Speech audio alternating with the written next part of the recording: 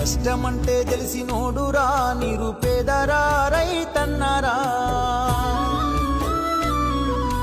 కడుపు నింపే అన్నం మెతుకురా అన్నదాతరా రైతన్నరా కష్టమంటే తెలిసినోడురా నిరుపేదరా రైతన్నరా కడుపు నింపే అన్నం మెతుకురా అన్నదాతరా రైతన్నరా